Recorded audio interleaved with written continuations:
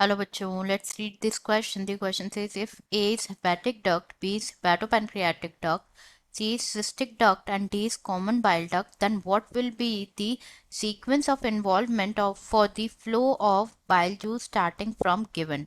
तो हमें यहाँ पे बेसिकली करना क्या है कि यहाँ पे बोला गया क्वेश्चन में कि ए अगर हिपैटिक डक्ट है, बी अगर हिपैटोपेनक्रियाटिक डक्ट है, सी अगर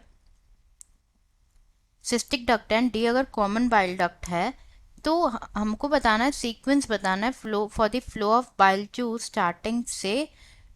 तो ऑप्शन है हमारे A C then B D then B में गिवन है A then B then C then D, C में गिवन है A D C B and D में गिवन है ए सी डी बी।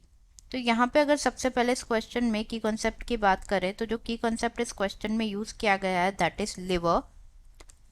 की कॉन्सेप्ट इज लिवर। तो जैसे कि लिवर जो होता है वो क्या होता है, बेसिकली लार्जेस्ट ग्लैंड होता है।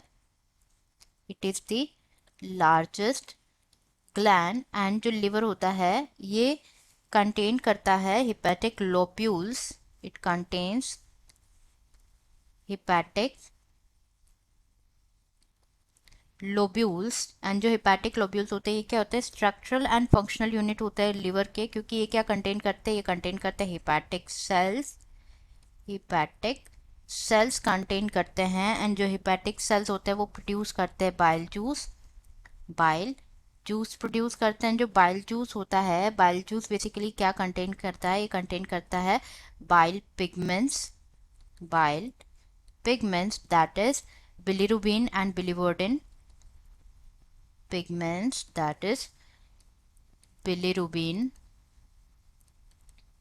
and biliverdin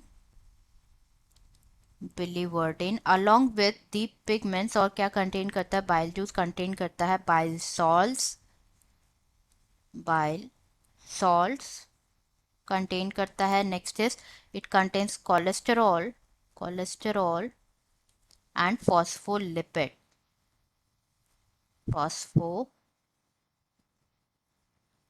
कंटेन करता है। नाउ अगर हम बात करें बाइल जूस के फंक्शन की तो ये हेल्प करता है in the emulsification of fat. Emulsification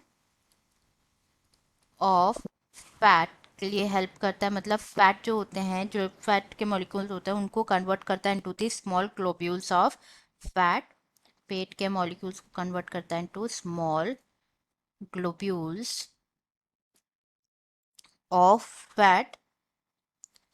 and जो बाइल होता है वो transport it is transported and store होता है in the gall bladder through a duct. Like liver से ये ट्रांसपोर्ट होता है फ्रॉम द हिपैटिक डक्ट से। नाउ जो हिपैटिक डक्ट होती है वो जॉइन होती है with the cystic duct from the gall bladder and form करती है common bile duct. Common bile duct. Now जो कॉमन बाइल डक्ट है ये रन करती है from the liver to the duodenum which is the first section of the intestine. Now जो bile होता है वो रिलीज होता है into the duodenum by hepatopancreatic duct. Hepatopancreatic duct से it moves to the duodenum. So this is the passage, that is hepatic duct, cystic duct, common bile duct, then hepatopancreatic duct. तो हमारा answer हो जाएगा A, like hepatic duct, then cystic duct means C, then common bile duct, that is D, then B. So the sequence is given in the option D, that is A C D B. Answer is D. Answer is D, that is A to C to D to B. I hope you understood it well. Best of luck.